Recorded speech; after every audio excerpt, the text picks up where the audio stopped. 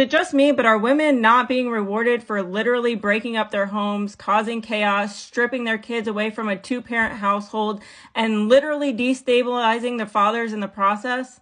Am I the only one that feels like this? Let me explain. Can someone explain to me how it's fair that women have the choice to leave their marriages, they plan ahead, they stack money, they lie, some of them even cheat, some of them make an exit plan for months and lie behind their husbands' backs for literal months, sometimes even years, or check out of a relationship. And then she's actually rewarded for it because now he has to pay her way and he essentially has to pay for two households based on her poor choice. How is that fair? And how is it in the best interest of the children if you're going to destabilize dad's house so much that he now has to pay for two households and he has to maintain her lifestyle? And what's crazy is that these men are so strapped for cash because the court systems are literally prioritizing the mother's household over the father's household, even if they have 50-50.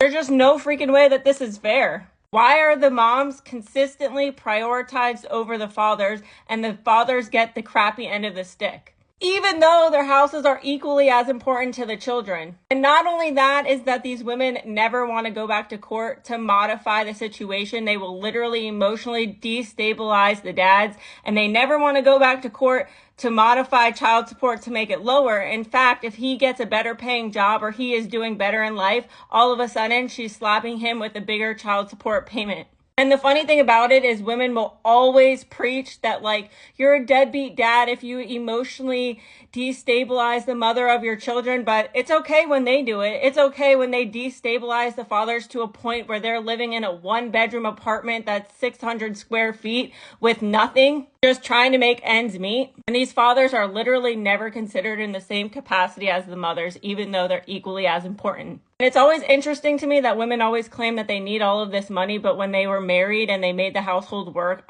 off $2,000, it was perfectly fine. Now, all of a sudden, these women claim that they need more and more money. And they claim that they need all of this freaking money, but the reality is that they are expecting their ex-husbands to pay their way for the rest of their lives and use their children as pawns. These women are expecting a full income, even though they basically quit their job. They think they deserve a severance package for walking out on you. And what's even crazier is she actually has the audacity when she gets that child support number to cry that it's not enough. And she says dumb shit like, what about my rent? What about my rent? Well, if you are expected to pay 50% of your way and he's expected to pay 50%, then why do you need rent? So if he's paying most of your child support and most of your rent, then how are you contributing to your own children? That man is not responsible for your rent. If your ex is expected to pay his own way and pay for his own rent and his utilities, then the expectation for you is exactly the same. It's quite of an incentive to break up your entire family, create a broken home, knowing damn well that your ex-husband is now responsible for two households. And what's crazy is that these women have the audacity to get all bent out of shape when you ask them where the money is going, as if you're not literally funding their entire lives. Because we all know damn well that she's not spending all of that money on the children. She just makes poor financial decisions and spends it on her hair, her nails, and anything to prioritize herself as self-care because she deserves it.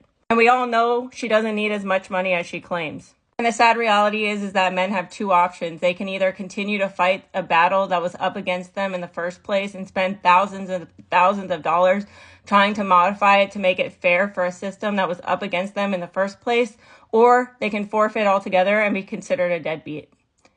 Okay, bye.